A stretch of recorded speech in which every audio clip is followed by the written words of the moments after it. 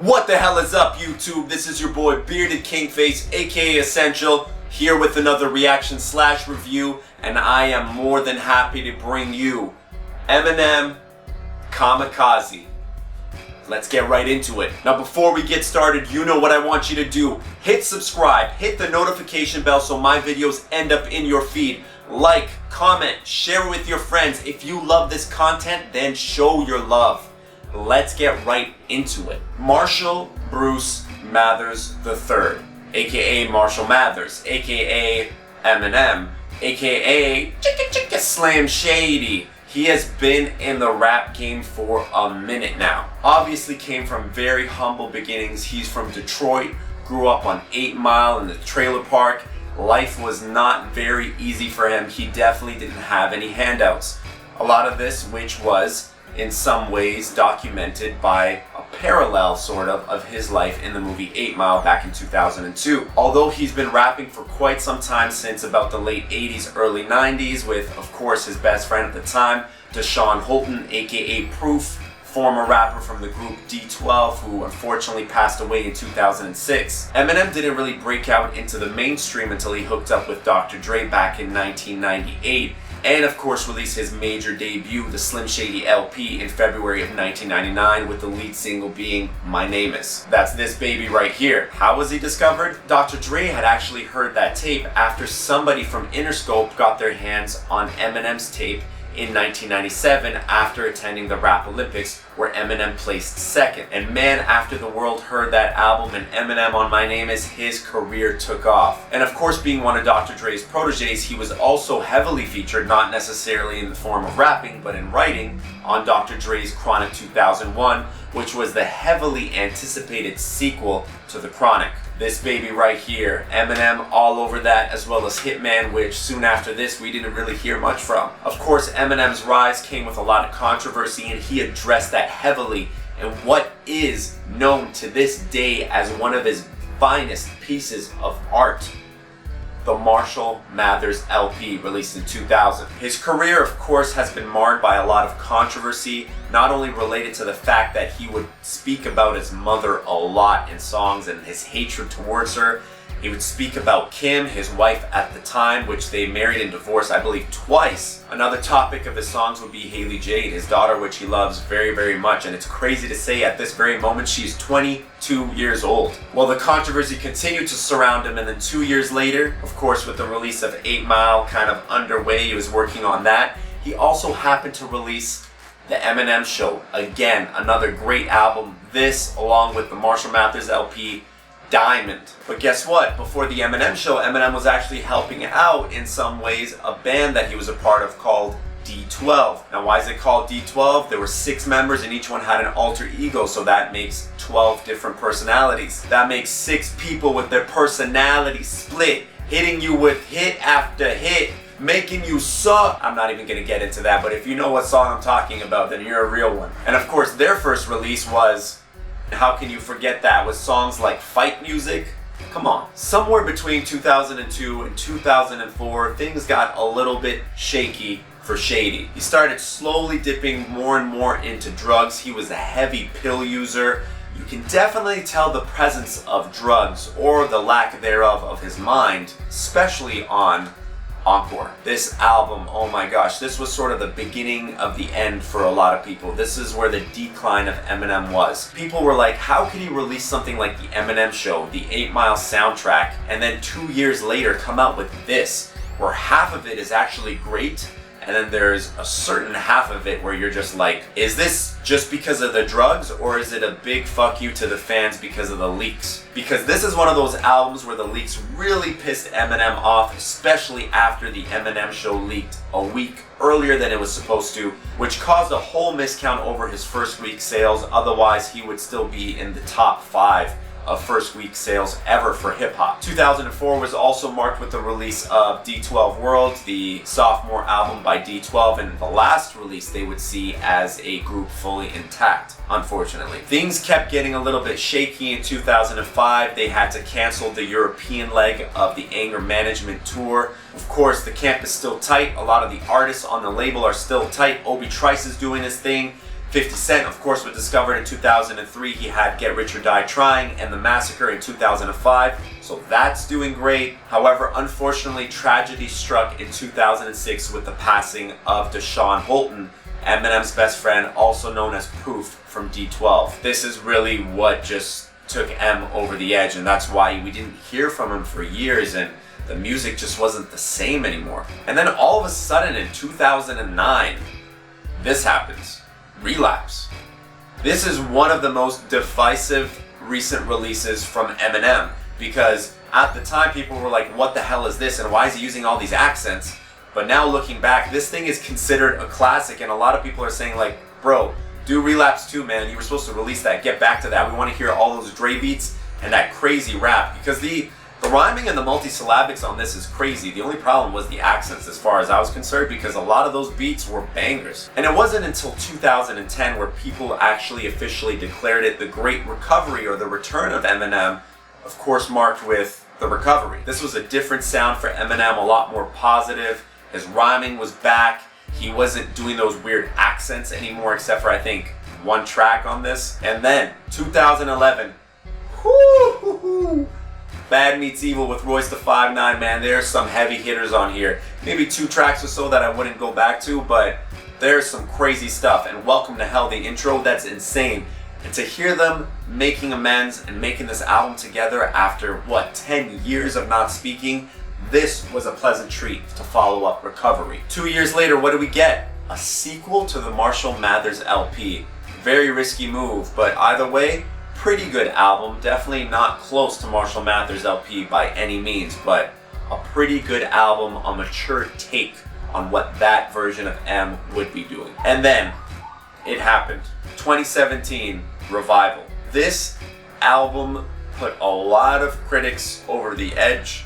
The criticism with M was rampant. From criticizing the way the album was mixed, to criticizing the cohesiveness, the flows, the beats that were chosen, kind of the tackiness of some of the political content and things that he decided to tackle. He just got ripped to shreds by everyone, including Joe Budden, former, I believe, label mate. Now, early 2018, not even like 3 weeks after this album was released, he releases a remix to one of the tracks, Chloroseptic. Now this one had 2 Chainz on it, it had Fresher on it, and M's last verse, which is completely different from the original, just went to show people he is not playing, he is pissed, and when he comes back, he's going at your throat.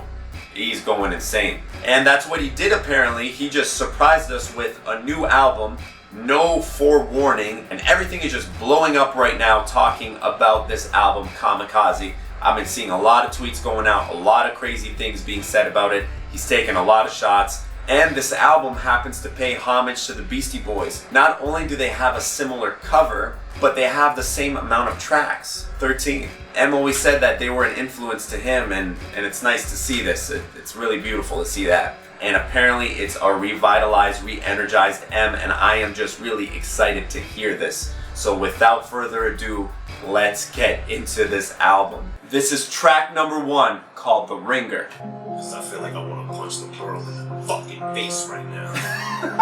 Yeah.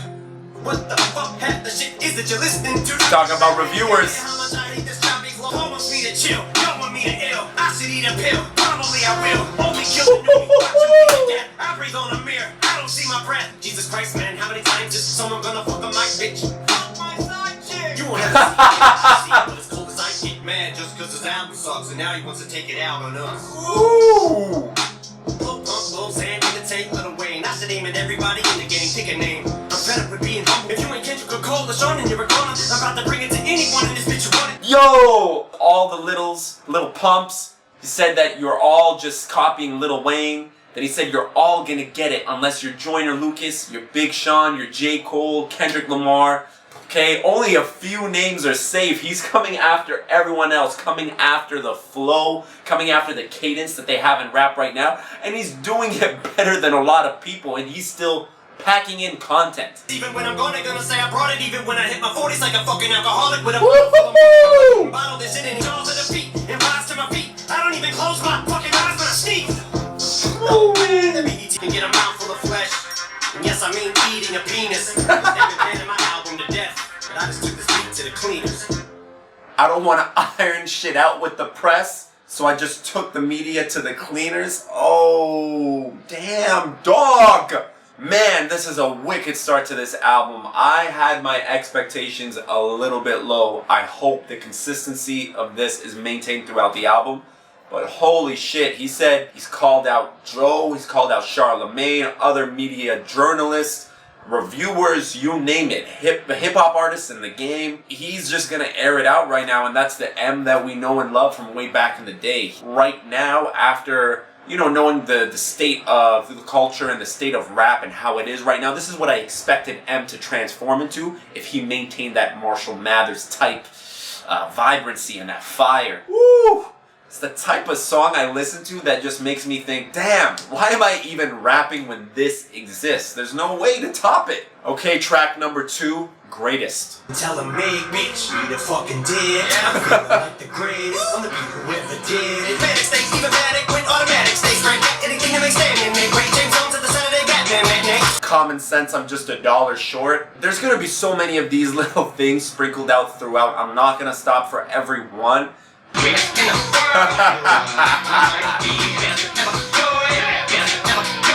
Imitating your rap. He's imitating, mocking it.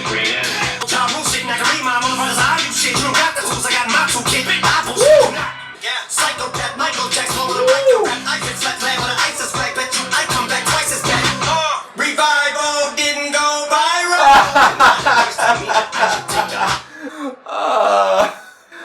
That's a sample off of Humble. My left stroke just went viral. Eminem comes back. Revival didn't go viral. Oh man, he just really listened to everybody. He listened to the comments. He listened to everything. This is ridiculous at this point.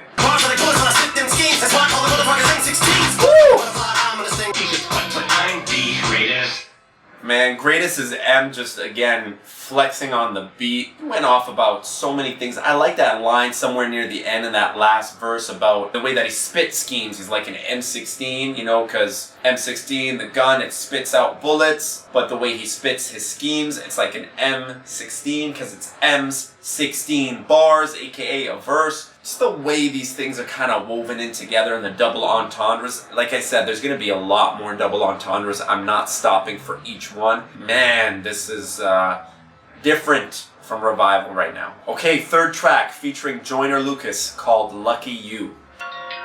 It's like a 21 Savage type of thing right now. Give me some room. Give me some room. Give me the juice. I'm on the coop. That bass. I gotta move. They say I talk like a tutor. I live in the house, I'm not Bruno. Bitch, I'm a dog, call me Cujo. You put your when you drop all like a Uno. When I die, I'm going out as an underdog who never lost hope. Down the wrong path, nigga, wrong way, wrong road. Grammys, but I sold my soul to get them. I didn't realize that was M for a sec. Fucking recognition, fuck's a difference. I'm that cracker. You got a couple of ghostwriters, but to these kids it don't actually matter. They're asking me what the fuck happened to hip-hop. I said I don't have any answers. I took it down when I dropped my last album. It hurt me like hell. We make a bunch of fucking songs about nothing and mumble and bugging. I'm going this shit is a circus. If I paid attention, I'm probably making it bigger, but you been taking your dicks on fucking back, ho. Wanna break it, got me thinking the finish and everything with a seat of minutes and leaving the minutes. I'm asleep in the wheel again as I'm thinking and thinking about an evil intent of another beat of a kill again. If I got it in the beating, a pill again, even ketamine, a methamphetamine with a mini, then it better be at least 70 and 300 milligram, and I might as well cause I ain't being a villain again. Y'all gotta move. Y'all gotta move. Give me the truth. Wow. Holy. That part where M just kind of like, he hit the gas, he floored it, he just kept going. Fuck, it's kind of like I just got transported back to when I was a kid and the first time I heard something like Marshall Mathers LP. That literally caused my eyes to water. And it's not because I'm some sort of stan. Of course, I loved Eminem way back in the day a lot, as did a lot of people, especially during his peak. But to have this sort of feeling right now and to be transported back to that, he is really doing something special. And that spark that he had ignited in me once upon a time when I was a kid to write music, to actually get into rap, because Eminem is who inspired me to rap. Pac inspired me and got me listening into hip-hop and into the passion and the storytelling. Eminem really got me into that anger, channeling your emotions in the writing, into the actual craft and the multisyllabics, all the things like that. That's what M got me into. And to hear this, it's like reigniting that again in me, and it's just a feeling that's overwhelming, and I really don't know how else to describe.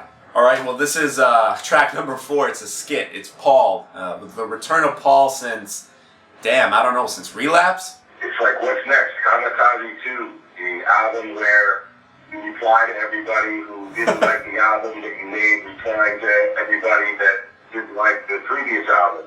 Well, that's funny that Paul says that because it is a slippery slope. Like, what, is he going to respond to people who are not a fan of this album? But either way, classic Paul, man. Paul's always calling in with complaints about what to do. And it's funny because I think it was the first track in The Ringer, Eminem made that mention about how Paul wants him to kind of slow it down and take it easy while everyone else wants him to spaz out. So he's like, what do? I got to juggle the two. So it's interesting to see that. Track number 5, Normal. Maybe it says something about me.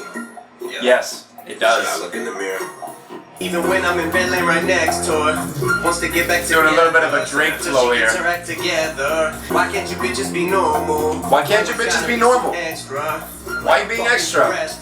Goddamn. With the territory. Most notably, I've been zoning the Jodeci. I'm totally open, hopelessly devoted, so much so that I bet you she don't even know that she. I slipped up and busted her jaw with a Louisville slugger, cause all's it really does is make our love for each other grow stronger.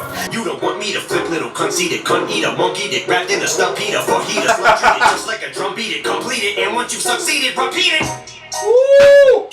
Hoping they'll come back with n-tial, but I'm the one who's thrown into the spiral. Cause now the roles are reversed, so here I go. Who the fuck's Milo? The guy at work who drives a high-low. I put a tracking device on your Chrysler and follow you while you drive home. Hit me in the head with Milo's demo. But like a bomb, what do I know? Let's sleep on it like they did Revival. Shut your pie hole. Can't you be normal? I like that so much better than the recent string of breakup or bad relationship songs that he's been doing. Like, don't get me wrong, Bad Husband was alright, but still, it's a lot of the same thing. That voice that he was doing, I wasn't a big fan of it, even though it had some nice flows on it and the hook was pretty nice. There's just too many of them, getting tired of that subject matter. But this is a refreshing take on it, on an abusive relationship and how they go back to each other, and the way the beat switched and everything. I thought it was nice. I like the sing-songiness of it, especially on the hook. That was dope. This is what he should be doing. This is the fun that we're used to from Eminem. I like that. That was nice. Okay, track number 6, M Calls Paul, and we haven't seen M Call Paul since Encore, so I hope there's no issues there. I was reading some comments last night about like what people are fucking saying about Revival. And yo, this Yahoo motherfucker, whatever the fuck his name is, literally said I rhymes with child. You don't understand, I'm rhyming the entire fucking sentence, you fucking moron. My fault is you're fucking stupid. I don't know who this Yahoo person is or whoever wrote that he rhymes with chimes, but M's right, man. That's multisyllabic. You gotta look at the whole freaking structure, or else if you just look at the last syllable, then of course everything sounds basic. Get these people the fuck out of here, dude. Get them out of here. Okay, number 7, Stepping Stone. And at the time, I was going through my own struggles too. So I was talking about D12. Be coaching us through. Cause the truth is the moment the proof died. So I'm into usual. It's my stepping stones. Ooh, ouch. I think of all of the trips to BET and the rappers I wish that we would have politic with. Maybe y'all could have clicked. Ouch, man. With Busy, he's talking about the song Rockstar that he did with him. That was off of Handicap Circus, and he's saying, you know what, that could have been a hit on its own if he had just done that with D12. Talking about all the rappers that we could have politicked with, but since M was having his beefs with them, maybe that kind of impeded the group from actually growing and getting further. So there's a lot of closure and stuff going on here. This is a little wild right now. This is not how I plan for our story to end. I love all of you, man, but I just can't be that guy. I'm fighting for air. I'm barely charting myself. Feels like I'm on the descent, but it was not my intent to treat y'all like a stepping stone. The less is left for closure, so let's let this go. It's not goodbye to our friendship, but D12 is over. I'ma wash away my sins. I'ma rinse away this dirt. I Damn, dog. To make amends to all the friends I may have hurt. Wow. damn, man. There was a lot of stuff for M to address on that. Mainly this track is about D12 and how he's saying he just didn't mean to use them as a stepping stone. And his apology is mainly directed at Bizarre, Kaniva, and Swifty McVeigh. Because of course he works with Mr. Porter or Con Artist. He's a hype man right now ever since the passing of Proof. I hope this causes a conversation between all of them and hopefully they can all work together in some way. But I guess D12, we know it, man. D12M just said it's over. It's done. One thing I also want to say is something crazy that had happened to me, and I don't want to make this about me in any way, but that night in April, I remember, this is back in 2006, okay, I was in the 12th grade. I remember waking up at like 4 in the morning, waking up suddenly as if I had a nightmare out of my sleep, just jumped out of bed. Maybe I just forgot the dream when I woke up, but something just wasn't sitting right with me. When I woke up in the morning, I went to school, saw the newspaper, and Proof had passed away in Detroit in a club. He was shot and he didn't make it. And I don't know to this day if the fact that I had jumped out of sleep like that in any weird possible way was connected to that, especially since I held M and D12 in such high regard at that time. That was mainly what was on my playlist, but I just remember having that weird feeling. And when I woke up in the morning and picked up that paper and I saw that, man, it was just, I just knew it was a bad feeling. I just knew, you know what, D12's done. Not only is D12 done, but M, this is gonna affect M in some way that I really couldn't predict at that time. When you saw him in interviews on BET with 50 Cent, and 50 Cent was basically holding him up and helping support him because he was tweaked out, man. He was on drugs. He was not doing well. Man, Proof was a special guy. I miss hearing Proof. His album, Searching for Jerry Garcia, that was his second album that he had released. Of course, there was one posthumously. Searching for Jerry Garcia, man, that is a dope freaking album. Especially that last track, Kurt Cobain. Very haunting to hear that now that he's passed away. Anyway, R.I.P. Proof and D12. Track 8 featuring Royce the 5'9" called Not Alike. So this is a Bad Meets Evil collab right here. They bad, my pop. They bad, my pop. That's how much we have in common. That's how much we have in common. Jordans and Audemars. I do explosions and Molotovs. Don't smokers if y'all ain't washed. The sky is blue, the tires new, the Maserati white and cool, like GE's. All these dudes trying to figure out. Remember, everybody used to bite nickel now. Everybody doing Bitcoin. We don't got nothing in common. We don't got nothing in common. You do not acknowledge it. Y'all music sound like Dr. Seuss inspired it. Hiring strippers, prostitute, retiring. I can see critics not understanding the mockery in this hook. That's how much we have in common. You ain't never even been charging connection with battery, bitch. You ain't plugged into nothing. Lyrical bullets. And I'm talking to you, but you already know who the fuck you are, Kelly. I don't use sublims, and sure as fuck don't sneak this. Before the fucking silence on this little 931, very cornball taking shots at me. You're not ready for what you sound like my city. Obviously, I'm not getting close, but I'm poking, I'm sticking, I'm turning, I'm rotating motion.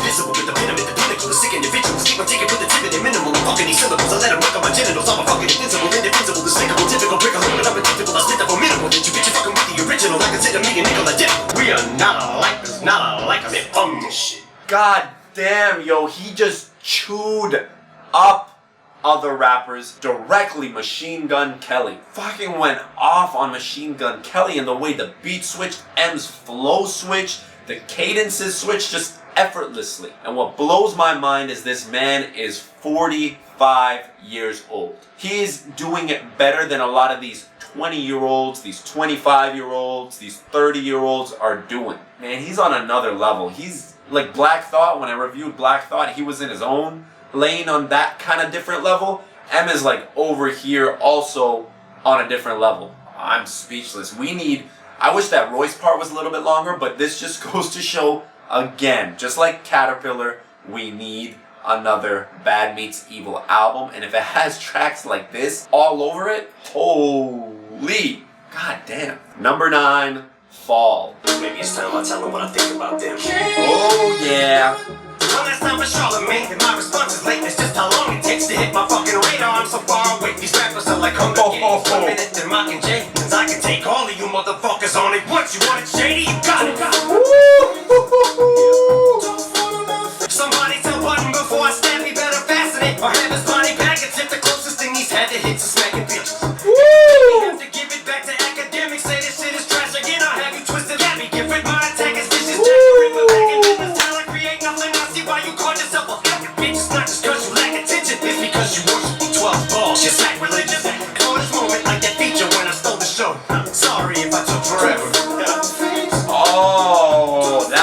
Drake, Shot. What feature was that? Forever. That's basically what catapulted Drake. I mean, it had Lil Wayne on there. It had Kanye on there. It had Eminem on there. You know what? Had it not been for Eminem being on there and sort of people seeing it as a cosign, maybe Drake wouldn't be where he is right now.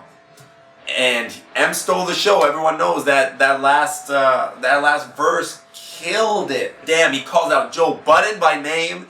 He called out Academics, Tyler the Creator, Earl Sweatshirt, but he calls him Earl the hooded sweater. And I got no faith in your writers, I don't believe in ghosts. When rap needed it most, I was that queen in the prayer. I inspire the Hobsons, the Logics, the Coles, the Sean's, the Chaos, the 5 9s and O. Brought the world 50 cent, you just want piss and moan, but I'm not gonna fall. Bitch. Damn.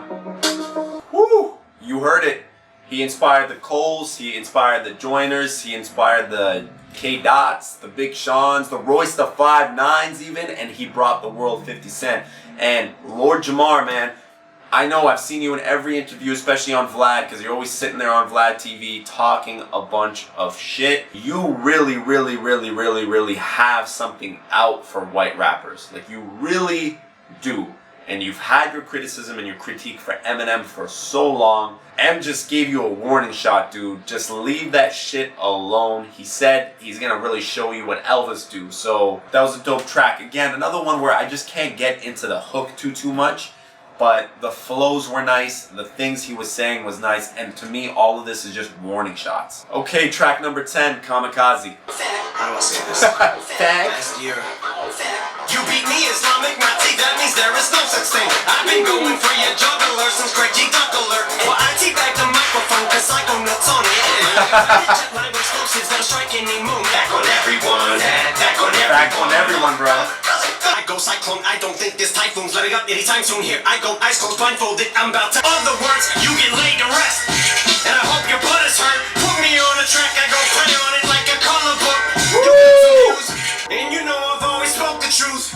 You're lying through your teeth so much you broke a tooth. And it ain't something I need a phone to do. Whoa, okay, that one ended suddenly, man. I don't know how I feel about the hook for that one. I know it was kind of playful like M usually is. I wasn't feeling the hook too much. Maybe towards the end of the hook, the last few bars, that sounded fun. Fact 2017, now fact on everyone, man. Woo! Especially that ending when he was just kind of like freestyling in the vocal booth. That was something else, man. Why do I feel like there's shots at Drake everywhere right now? Just everywhere. Not the best track on this album so far for me, but interesting. Okay, track number 11 featuring Jessie Reyez called Nice Guy. I don't got much self-control, I hope that you running. I'm bipolar with the switch up just as quick like you coming. Like my monthly bill from Sprint, they're charging me for a selfie.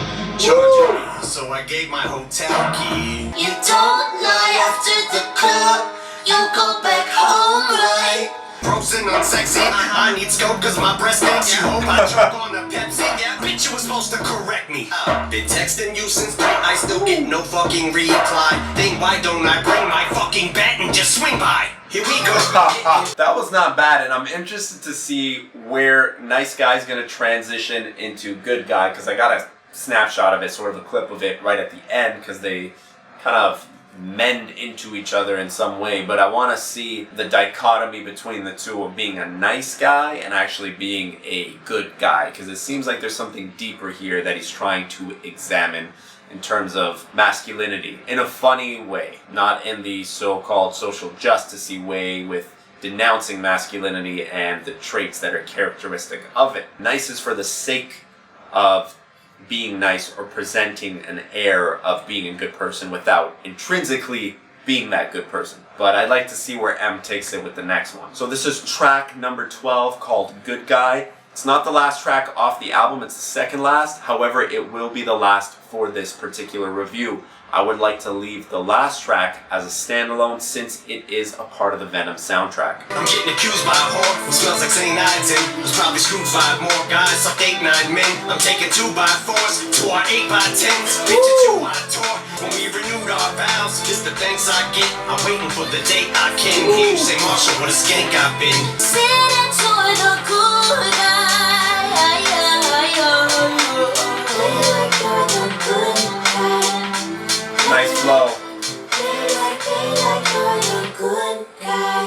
Now, there's a huge difference between the way the beat was in Nice Guy versus the beat in Good Guy. Nice Guy was a lot darker, bass heavy, a lot of boom, low end, whereas Good Guy had a lot of the bass pretty much stripped away, especially that sample that's playing around in the background of that beat break. But it just goes to show the dichotomy between the two, where in this particular case, he's a good guy and he's being taken advantage of, and it makes me think of that all too often said phrase, especially by women nowadays with regards to dating. Where have all the good men gone? Well, as it turns out, you are just simply not interested in any of those good men. Those are the good men that you don't want to be with, because what? You want to be with the bad boys, the one that get your tingles going. He has a point, come on. You know how it goes, you know how it works.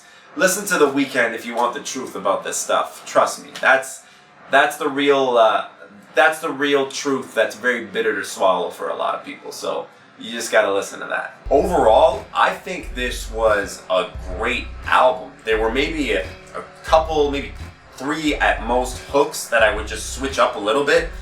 Maybe some of the beats could have been better, like maybe on 1 or 2 tracks. Perhaps for Kamikaze, I could have done without that beat in particular. But there always seems to be one song that's a little bit grating on every Eminem album that I just wish wouldn't be there.